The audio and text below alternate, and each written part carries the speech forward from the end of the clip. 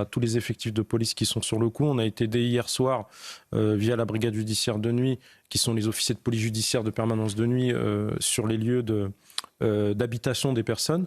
Et on a commencé notre enquête. Bien sûr, ils n'étaient pas sur place. Et puis donc, du coup, depuis hier soir, on recherche activement les auteurs présumés. On a procédé à des interpellations tout à l'heure, mais de personnes qui seraient éventuellement liées avec cette affaire, puisque nous, quand c'est dans ce cas-là, il y a plusieurs...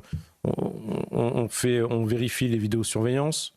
Si on peut, on fait la géologue des téléphones portables, et puis bien sûr l'enquête de voisinage ou les proches, voir s'il y avait une préméditation ou si c'est un acte spontané, qui sont deux choses différentes quand même. On est victime un peu de politiques précédentes aussi. Il y a beaucoup de départs à la retraite qui n'ont pas été remplacés. Aujourd'hui, on commence un peu à revenir à niveau. Oui, il y a eu du recrutement. Oui, M.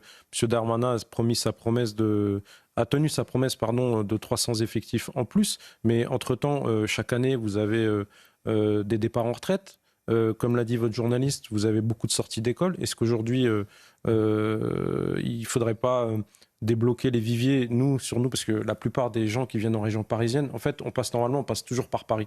Paris, c'est la formation, c'est là qu'on apprend le boulot. Alors, c'est pas parce que je suis parisien que je dis ça, mais on apprend le boulot ici. On apprend les procédures ici, parce c'est la région, l'Île-de-France, la plus criminogène de France. Et après, là, au bout d'un certain nombre d'années, on part sur Marseille, on part sur Bordeaux, sur d'autres villes. Le problème qu'on a aujourd'hui, c'est qu'on contingente de plus en plus les policiers franciliens, et du coup, vous avez moins d'effectifs qui peuvent partir sur la province. Et du coup, ça expose plus nos collègues. Et du coup, vous êtes aussi obligés, dans le cadre de ce plan-là, qui est plutôt positif quand même, parce que vous faites quand même un geste pour résorber les problématiques, vous avez des effectifs qui arrivent. Mais le problème, c'est que les effectifs ils font qu'au fur et à mesure, remplacer les effectifs qui partent. Oui, la réponse pénale, à 100%, c'est ce qu'attendent les collègues. Mais la présence policière, ça change tout. Moi, j'ai connu la police de proximité. Oui, mais parce qu'on dit qu'on ne peut pas résoudre par la présence. Non, je suis désolé. Quand vous arrivez à point de deal et que vous êtes 6, 7, 8 fonctionnaires, les gars, ils ne vont pas dealer devant vous. Ouais, oui, mais ils vont se déplacer. Ils vont se déplacer, ouais. Oui, mais ils vont se déplacer, mais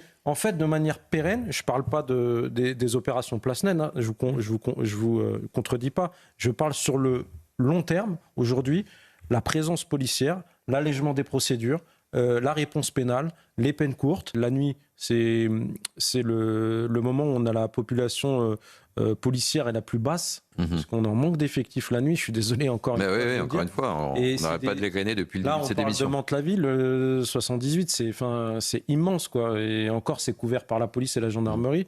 Mais on a tellement de travail que c'est difficile de pouvoir interpeller tout le monde et de pouvoir surtout sécuriser.